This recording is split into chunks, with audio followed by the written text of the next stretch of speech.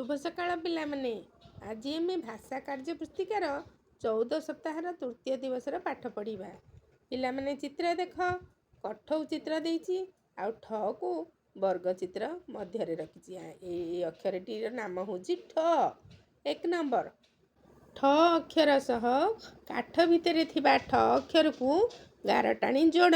बाहर गोटे ठ लिखाई ठ अक्षर काठ भितर देख केते गुडे अक्षर लिखाई ल ग ठ च दंतेश ठ ब र ठ ळ।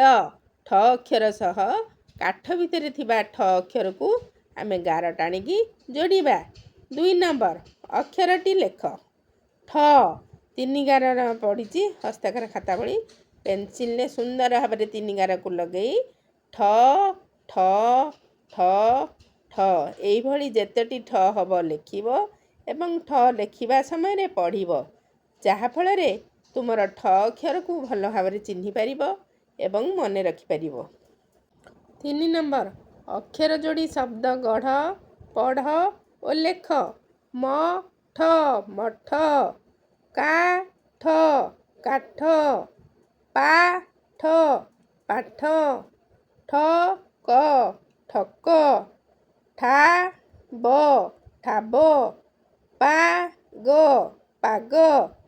4 नंबर चित्रर नाम लेख काठ काठ चित्र तल को देख हार एपट को चित्र अच्छी नल बग चित्र अच्छी से घर भितर लिखिदेव बग यही 4 नंबर कर।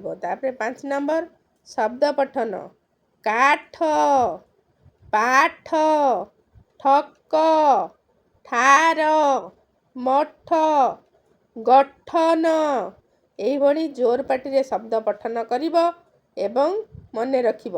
जोर पाटी पढ़िब आउ थे पढ़ा काठ पाठ ठक ठार मठ गठन। पुणी देखा आउ गोटे क्लास रे पिला माने आसंता काल पाठ करदेव खातार करिकी रखिब विद्यालय खोलिले देखैब।